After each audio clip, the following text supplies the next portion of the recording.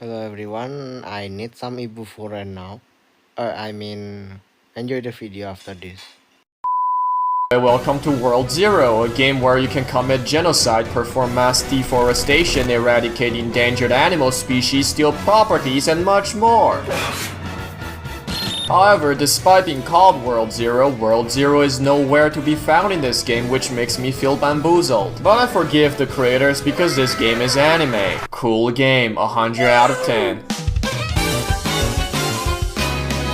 Just like my life, there's no lore nor backstory. But since it's anime, let's just pretend we got hit by a truck and got isekai'd. Just like any RPG, the first 30 minutes of gameplay consists of trying to find on Google which of the 3 starter classes is the best. It's Arcane Mage, by the way. And make your character look as edgy or as possible. After that, you'll be teleporting the game as an armed homeless person whose sole purpose is to murder, level up, get new stuff so you can murder more. Once you have murdered everything in every dungeon of a world, you can unlock the next world and commit genocide there as well. Each world has a unique set of monsters and bosses, and by that I mean the lazy ass devs just recolored existing models.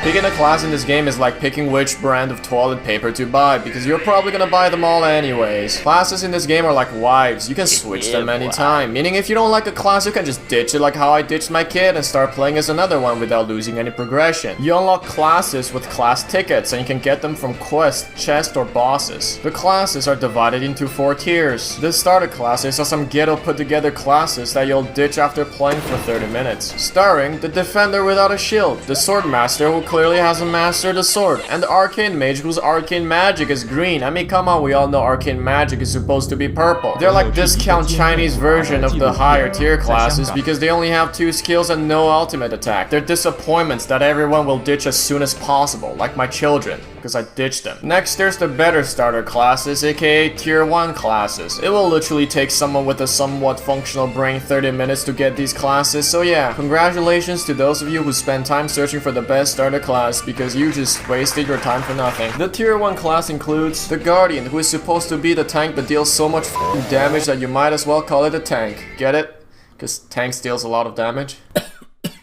The Elementalist, aka the Demolition Expert. All their skills are AoE attacks, literally Michael-based wet dream came true. Then there's the Dual Wielder, the wannabe Kirito, literally has Starbuster Stream. That's their ultimate. It is the class of choice for the edgy high school teens, and they're literally everywhere. Next is the tier 2 classes, who compared to their previous generation are boring, kind of like the Fortnite kids compared to the Minecraft. First we got Paladins, and their first skill already shows how boring they are. Block. Wow, really? Such a unique skill, am I right? Even the Chinese government has that. But hold on, if you read the description, yes, turns out Block is actually Uno no You reverse card in disguise, and gives Paladins big dick energy since they literally do not have to dodge. Paladins can also group heal and fire lasers by using the power of God and anime. Then we have the Mages of Light, whose only job is to keep their team alive and cutting themselves. They have this dumb attack mechanism where if they run out of balls to throw, they look like a dumbass slapping air, and cutting themselves allow them to get and play with more balls. After, there's the Berserkers. All their skills are AoEs, and just like real gamers, their ult is Rage. When they rage, they get attack buffs and can cause California forest fires. Last and foremost, we have the Demon class, the class of the real edgelords. Not only they use sights, they also float, and can somehow fall. They can switch between larger swings and smaller swings. Wow. Amazing. And because they don't have a life, they have the ability to lifesteal. Also, their ult turns them black. To be honest, the classes in this game are all over the place. We've got a tank without aggro skill and a DPS with aggro skill. There is no best class per se, except Paladins. Paladins are like anime thighs. Perfect.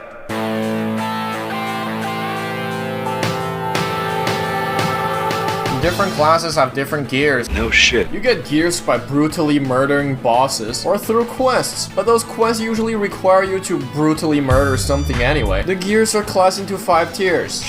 Still kinda usable, and legendary. The 3 tiers belong in the garbage dump and they shall burn in hell. If you're using anything below the usable tier, then RNGesus must really hate you. You can also get perks from your gears. The and still tiers offer no perk, that's why they're The kind of tier offers 1 perk, that's why it's kinda The usable tier offers 2 and the legendary tier offers 3 and a small chance of getting legendary perks. And of course, the higher tier your equipments are, the more time you can usually upgrade them. The upgrading is an RNG system, so if RNGs really hate you, you'll never get that level 10 until you spend your whole life saving. And if you're curious about what the perks do because the devs clearly forgot to put descriptions of them in the game, go on wiki, I'm too lazy.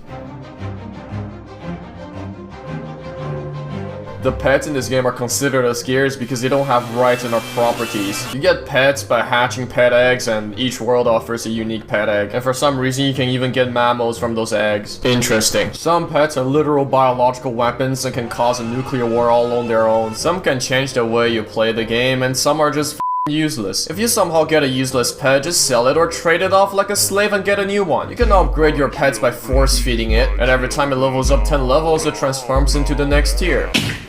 I'm gay! And just like gears, it gives you perks depending on its tier. Some pets are rarer than the others, and what you get depends on your relationship with RNGesus. If you have sucked his dick before, then you'll likely get a red dragon on your first demonic egg. If you have not, then you'll probably just get sheeps.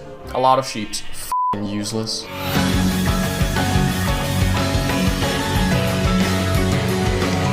The World 5 offers a drastically different dungeon style. These dungeons have 15 floors and you get to fight a boss every 3 floors. On the last floor, there's the final boss. Now, after you reach level 60, you can no longer level up by collecting XP. You level up by praying to RNGesus. In this game, there's a small chance that you'll get a gear that is 1 level higher than your level. And after level 60, if you do get such a gear, you level up and you repeat the process until your max level. Since XP is no longer required, people just skip through all the monsters in the tower, just like me skipping my taxes. There are also chests in which you can find demon class ticket and eggs. Once the key and the exit has been found, you have exactly 70 seconds to get your fat ass to the exit or you'll be snapped by Thanos. And there is always gonna be this one greedy motherfucker who has to get that chest in the trap room when the exit is activated and kill you in the process. Don't be mad, you can always track his IP and send a hitman to him. You can only get the legendary drops from the final boss, and it drops 4 chests instead of 2. Nice.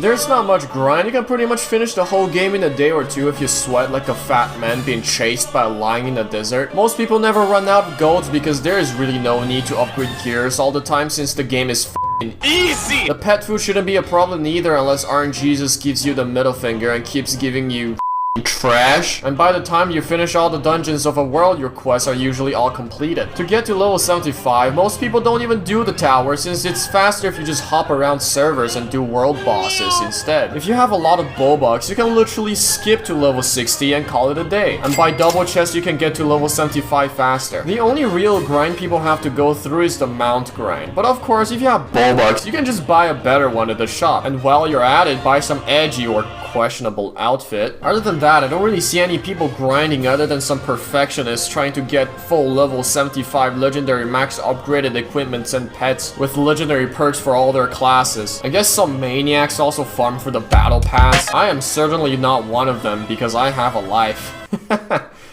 This game is honestly extremely easy. I probably lost 1 or 2 brain cells while playing, but it was a well-made game nonetheless and I enjoyed it. Too bad I couldn't AFK. Oh wait, I did!